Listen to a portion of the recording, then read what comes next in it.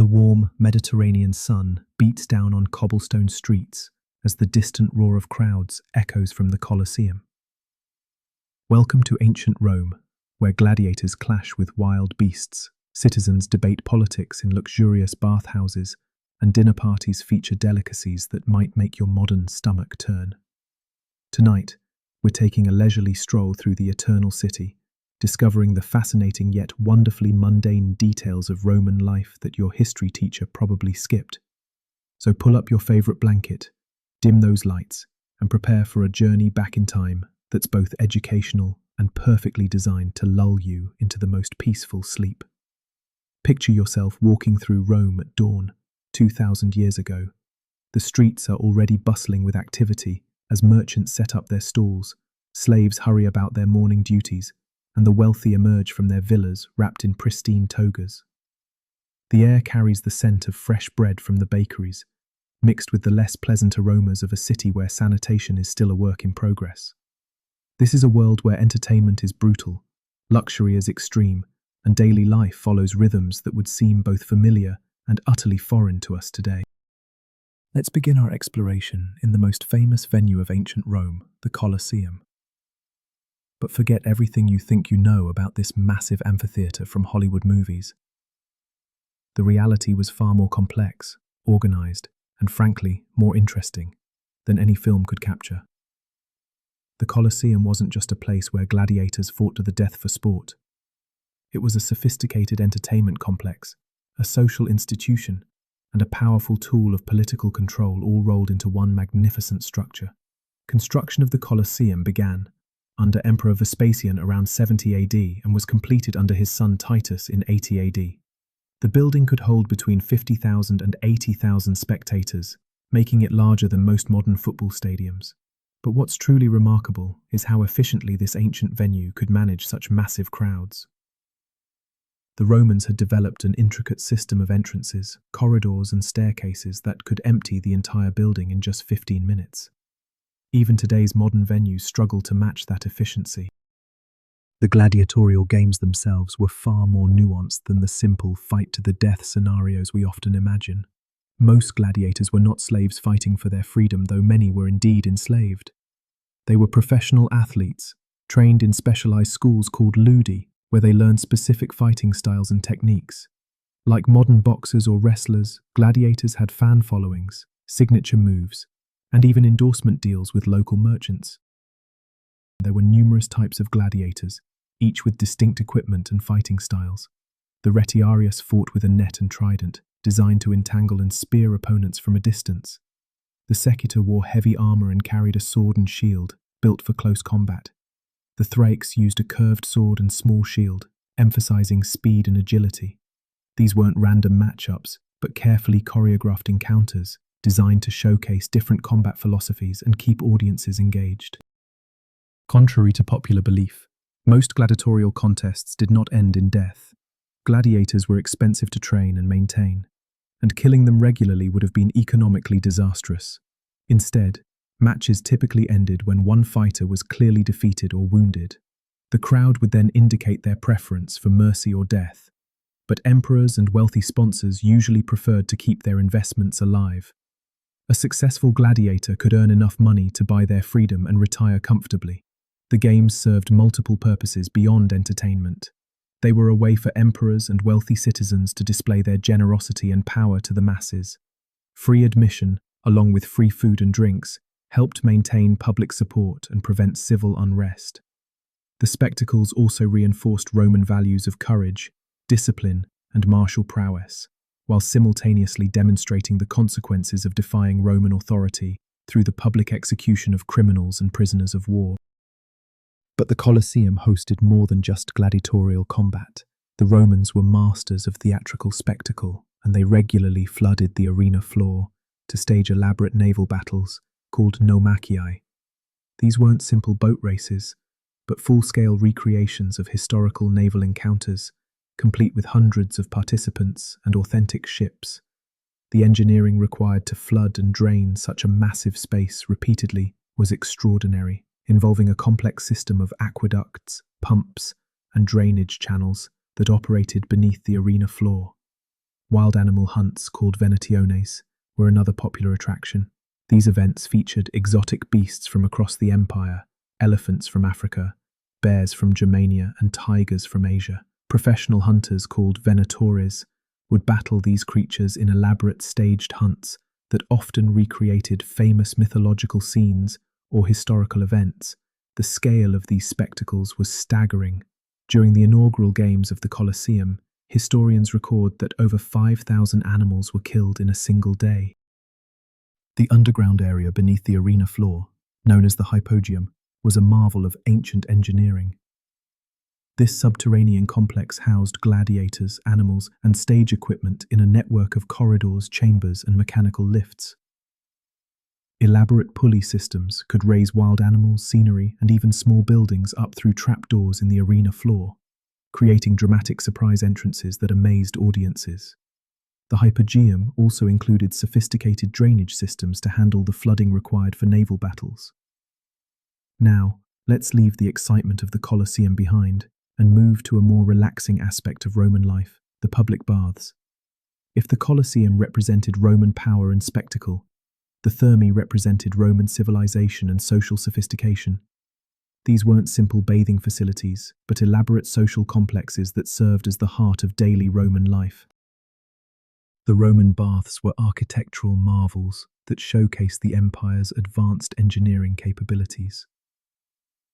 The largest bath complexes, like the Baths of Caracalla or the Baths of Diocletian, covered enormous areas and could accommodate thousands of bathers simultaneously. These facilities included not just bathing pools, but libraries, gymnasiums, shops, restaurants, and gardens. Romans would spend entire afternoons at the baths, conducting business, socializing with friends, and enjoying various forms of entertainment. The bathing process itself followed a specific ritual that was both hygienic and social.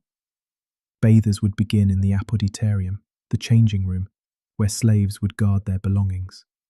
From there, they might visit the gymnasium or palestra for exercise before beginning the actual bathing sequence.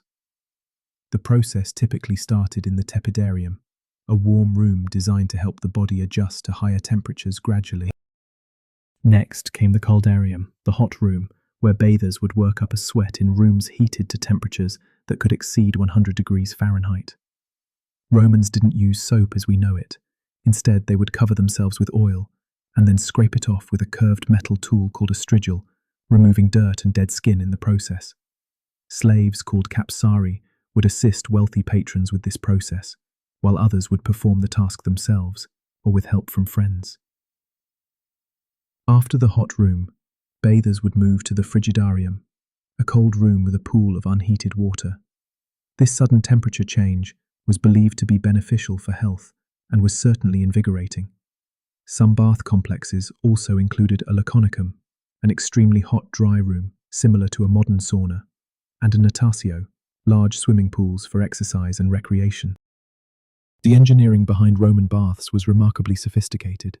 The hypocaust system used a network of underground furnaces and flues to heat both air and water throughout the complex. Hot air from wood-burning furnaces would circulate through hollow spaces in walls and floors, providing even, controllable heating. Clay pipes carried hot water to various pools and fountains, while elaborate drainage systems managed wastewater. The Romans had essentially invented central heating nearly 2,000 years before it became common in modern homes. Bath complexes served important social functions beyond hygiene.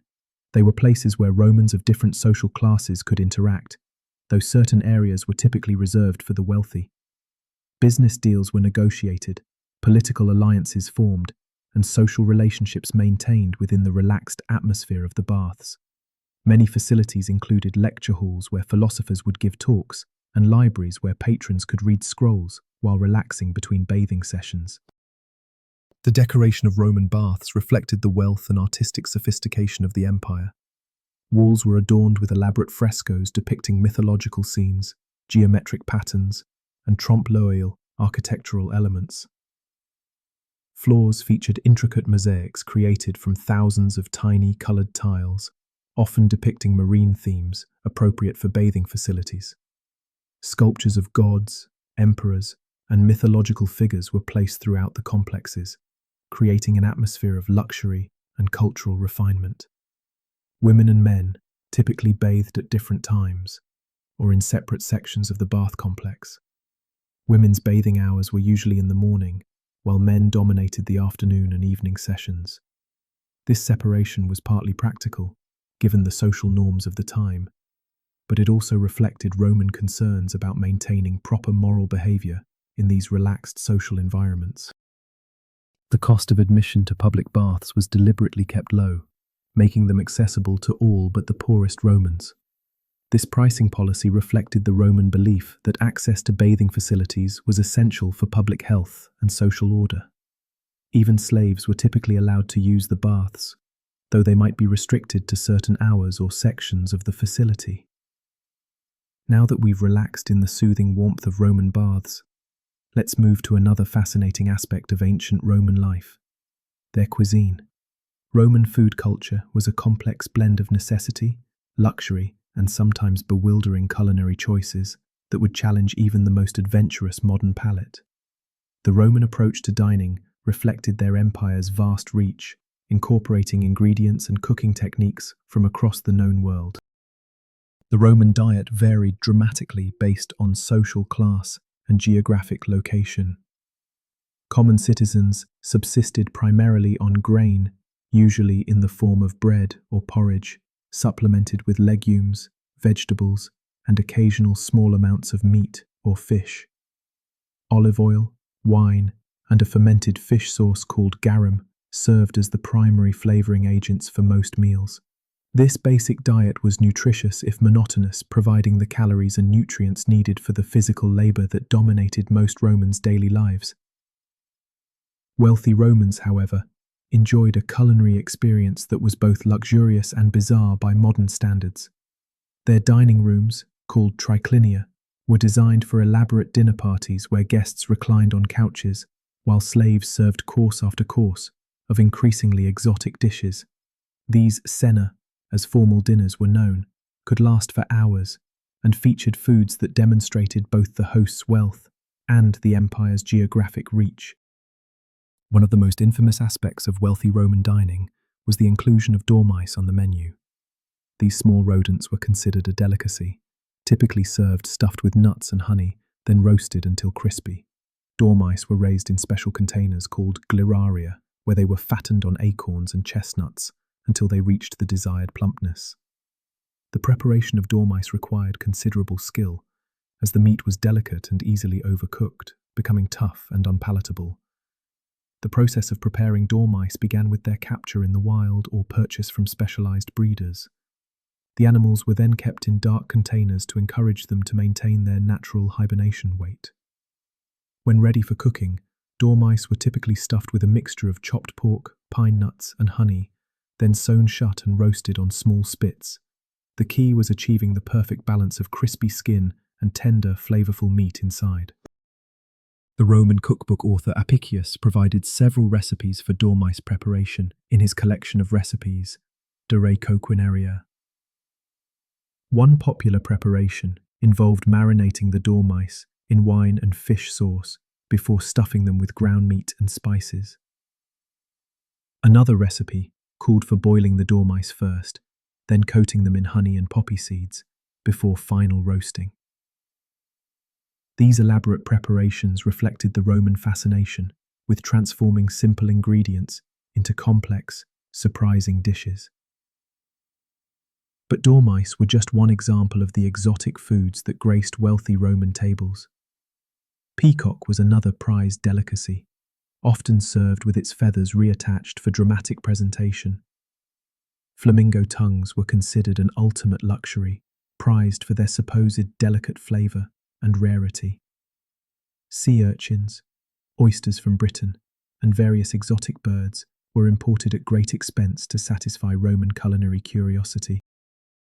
The Roman fascination with unusual foods extended to various types of seafood that modern diners might find challenging. Octopus was popular, usually boiled and served with vinegar and herbs. Jellyfish were considered a delicacy when properly prepared, though their preparation required considerable skill to avoid a gelatinous, unappetizing result. Eel was particularly prized, with some wealthy Romans maintaining private eel ponds to ensure a steady supply of fresh fish. Roman cooking techniques were surprisingly sophisticated, incorporating methods that wouldn't look out of place in a modern kitchen.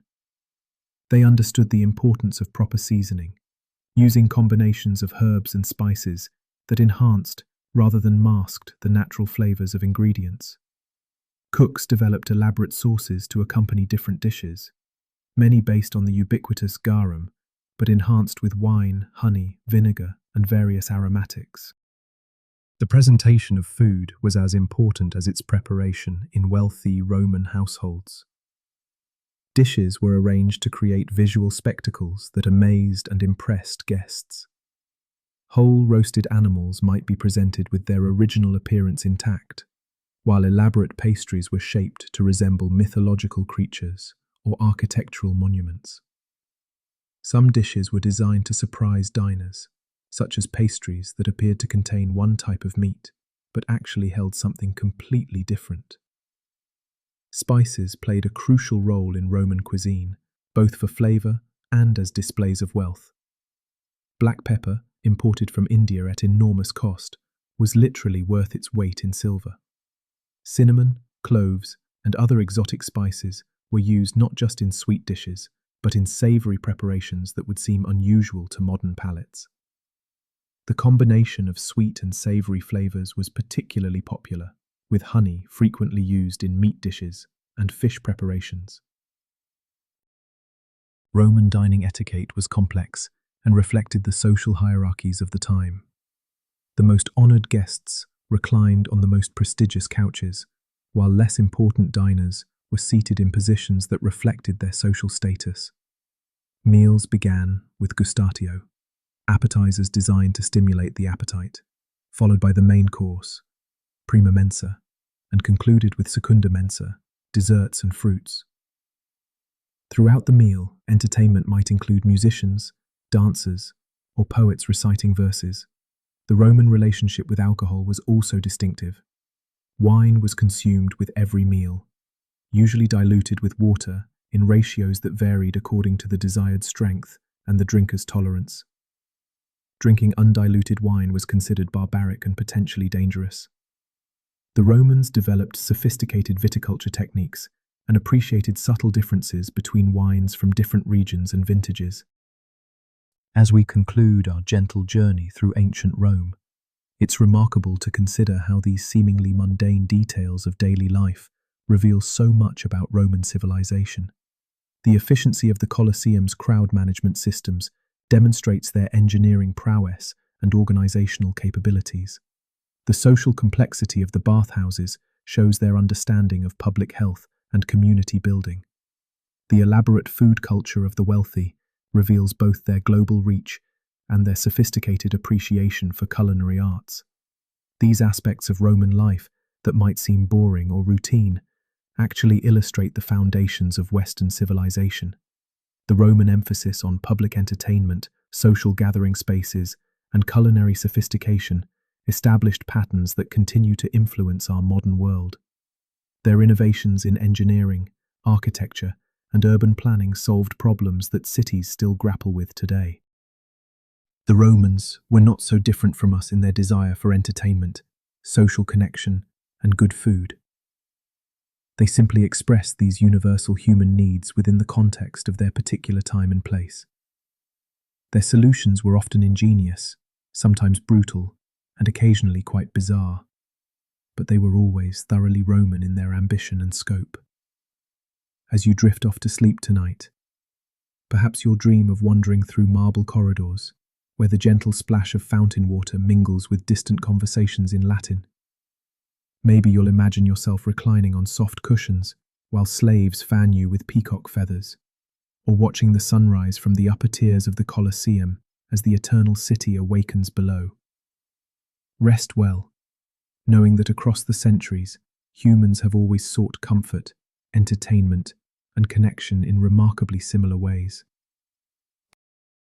Thank you for joining me on this journey back through time. I hope you enjoyed it just as much as I did. Close your eyes if they aren't already, and listen to the soothing backdrop of calming sounds as I finally sentence you to sleep.